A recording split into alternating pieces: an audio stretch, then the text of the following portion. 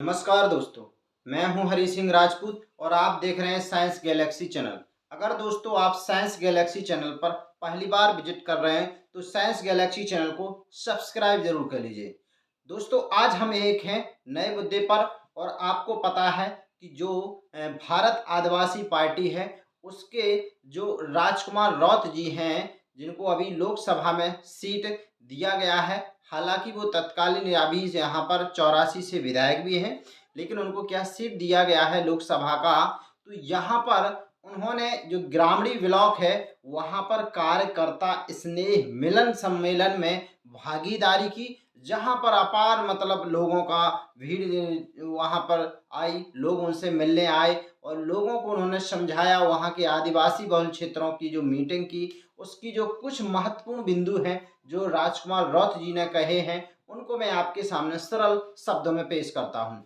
देखिए राजकुमार रौत ने कहा है कि हमारा भविष्य जैसा है ठीक है, हमारे लेकिन आगे चल के बच्चों को ये नहीं लगना चाहिए कि मेरे पिताजी लोगों ने या मेरे परिवार के लोगों ने गलत फैसला लिया है, इसके वजह से आज हमारे ये दिन ऐसे हैं।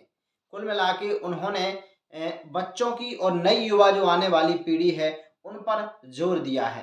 आपको दूसरा और भी बता दें दोस्तों, उन्होंने ऐसा भी कहा है कि इस क्षेत्र में लोगों ने जिनको चुना था उन्होंने भारी भयंकर लूट मार की है और आदिवासियों के हक के लिए कोई भी काम नहीं किया है।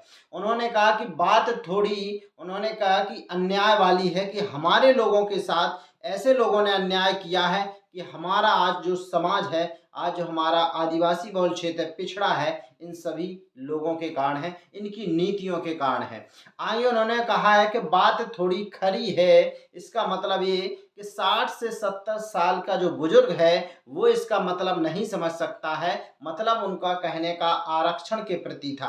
उन्होंने कहा कि जो 60 से 70 वर्ग साल का व्यक्ति है वो आरक्षण तो नहीं समझ सकता है, लेकिन वो व्यक्ति फिर भी दिन रात मेहनत करता है, अपने बच्चों को पढ़ाता है, अपनी ज़मीनों को गिरवी रखता है, डिग्री कराता है बच्चों को, लेकिन बाद में जो वह पार्टी जो आरक्षण खत्म करने की बात कर रही है या जो हमारे आरक्षण नहीं दे रही है, हमारे उनने उन्हीं को वोट दिया है क्योंकि उनको आरक्षण का मतलब पता ही नहीं था।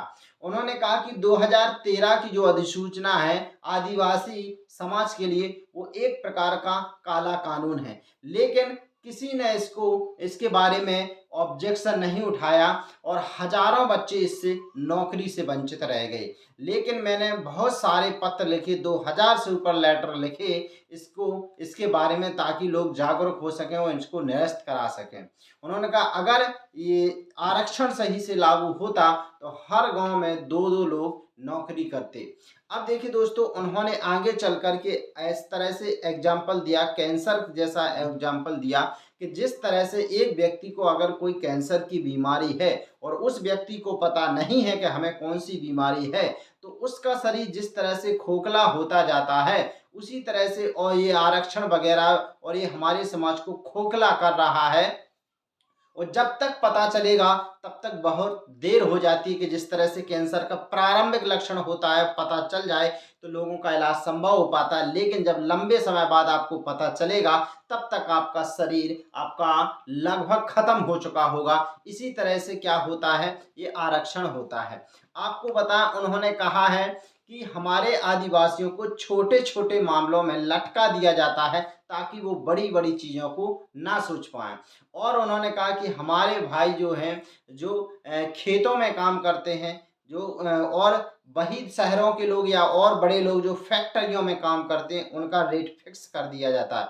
वही हमारे गरीब किसानों का जो अनाज उपाते हैं, जो उपजाते हैं खेतों में, उनकी जो फसल है उसका कोई रेट फिक्स नहीं है। आगे भी उन्होंने दोस्तों नेक्स्ट कहा हुआ है कि आदिवासियों के जो भी अधिकार हैं उनको बिल्कुल नहीं मिल रहे, वो जो है उनको छीना जा रहा है और इसी वजह से जो आदिवासी समाज है आज पिछड़ा हुआ है। उन्होंने कहा कि अभी सरकारों ने मणिपुर में आदिवासी भाइयों के साथ, मणिपुर इतने दिन जलता रहा, किसी भी न्यूज़ चैनल ने या किसी भी उसने इस पर खबर नहीं छापी, महिलाओं को निर्वस्त्र करके घुमाया गया, लेकिन वहाँ पर किसी का ध्यान नहीं गया। और वही उन्होंने और चीज़ों को मीडिया को कोसते हुए कहा कि वही देखा जाए कि पाकिस्तान से एक वही सीमा हैदर यहाँ आती है, तो पूरा मीडिया उनके पीछे पड़ जाता है। दिन-रात केवल वही खबरें छापता है कि क्या उन्होंने खाना खाया, कहाँ रहीं, क्या चीज़ें हैं, केवल मीडिया उसी में व्यस्त रहा। दूसरी ओर मणिपुर जलता रहा, किसी ने उसकी खबर तक नहीं ली। इस तरह से ये आदिवासियों के अस्तित्व की लड़ाई है, इस वजह से आदिवासियों को जागरूक होना पड़ेगा। इस तरह के जो बयान हैं, वो राजकुमार राउत को अपने क्षेत्र में आए हैं। चलिए दोस्तों, आप भी कमेंट करके उस क्षेत्र के हैं, कमेंट करके बताइएगा राजकुमार राउत की स्थिति क्या है और अन्य पार्टियों की भी वहाँ पर स्थिति क्या है।